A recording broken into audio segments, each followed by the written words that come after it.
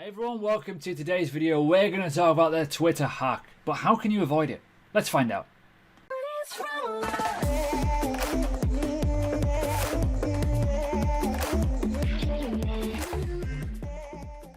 So hi, welcome to the channel. If you're new, subscribe, hit the bell button, like and comment. Now, last night, oh god.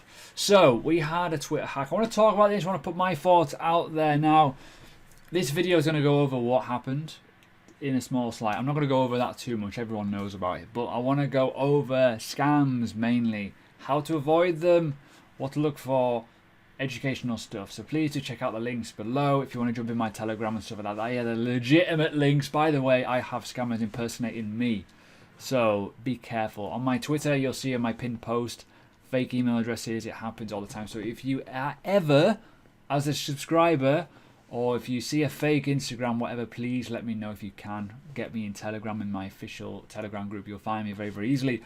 But, fuck. Now, this is quite mental. Let's talk about it in terms of what happened.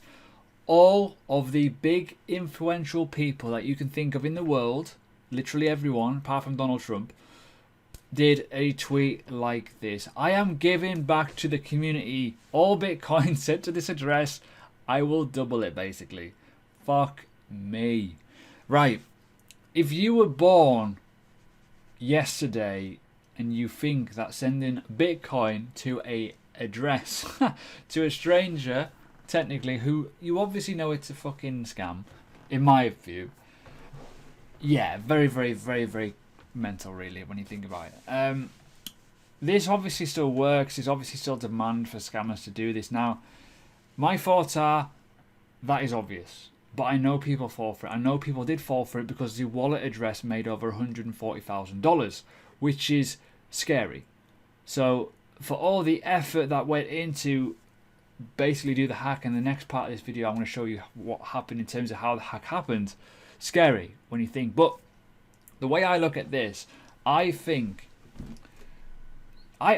overall it's bearish for Bitcoin, but I also think that the hackers did an absolute turd on it, because when you think about all the people that it did hack, it hacked Elon Musk, it hacked some big, massive companies. Imagine if they went and said, I've sold my stocks, like Elon Musk selling his stocks at all-time high levels on Tesla, Apple selling stocks. Oof, that would be way worse, in my opinion. So in terms of all this, obviously it all went mental. So you got Kanye West, Kim Kardashian, Obama, Joe Biden, you got Mike Bloomberg, Uber, Apple, big companies, right? Huge companies, okay?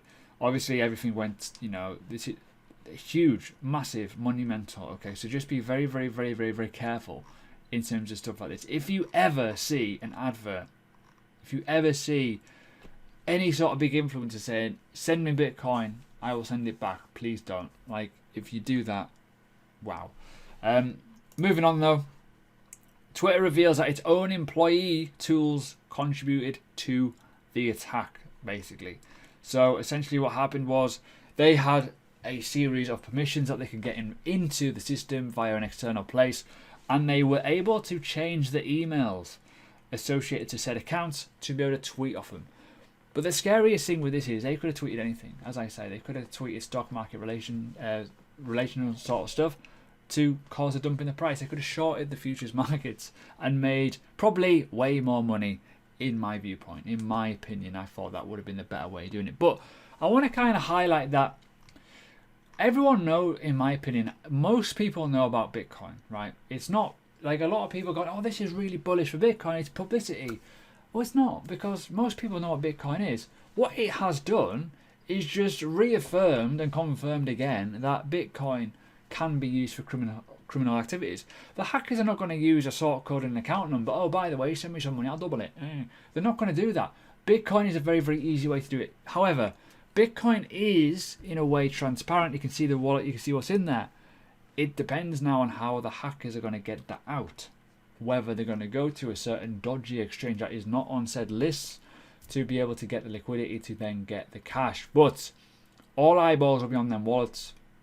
The likes of Binance and the big exchanges will flag that, obviously, and any sort of withdrawal from that will then be flagged to the identificational person.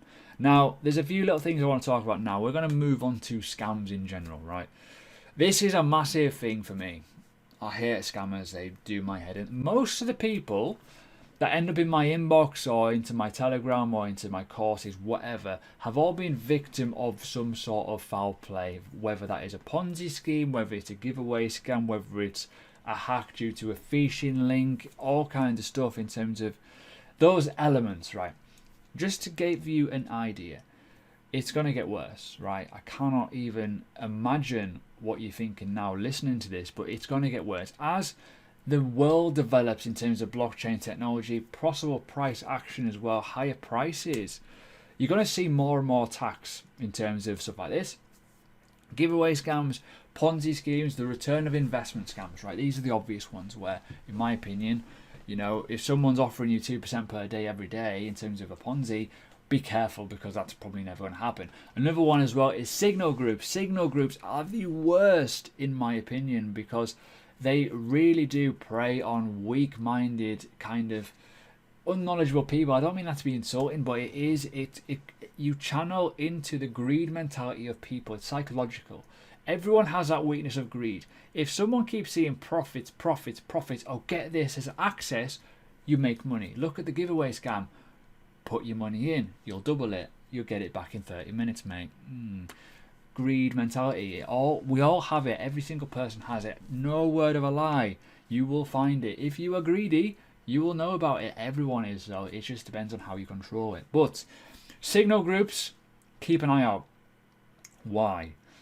I run a premium service where it's education, right? It's £10 a month. There's no lifetime bollocks with it. There's no copy signals. It is all done fresh on video and with analysis. What signal groups I'm alluding to is the pay 0.25 BTC to get into a premium channel, which is a signal group of copied signals from other groups distributed through, and there's no person to tie that up with. There's no business registration. There is no proof of anything other than a load of members and probably fake Telegram bots. It's just a channel. There's no chat. How I do it, totally different world. It's a chat. It's a community. You know, people can get all kinds of information, free lessons. It's a registered UK business. That's totally different. You can get other companies like that. But the ones that come out with Venom Crypto, Twitter, whatever, and then they're fucking, all of a sudden they're making tons of money, loads of subscribers from absolutely nothing, and they make a ton of money off people and they move on. I've seen it with a few people. I don't want to mention any names, but there's a certain cryptocurrency influencer on Twitter who very recently was found out for copying and pasting and editing, Photoshop editing trades, and was getting like $1,000 per year off members and got a lot of money from that, and then vanished for a while and then randomly came back recently. Odd. So that's signal groups. Another one is obviously the Ponzi schemes, the return of investment bots. How these work, they're dressed up as automation services where we are mining, we are automatically trading our algorithm bot sort of secret formula that goes in the Domino's recipe. It's all bollocks basically. So they will go, we can pay you up to 2% per day every day. This is better than DeFi, better than staking. This is mining of superpower things in Estonia that are done underwater by whales and fish and frying pans. That's what it's like.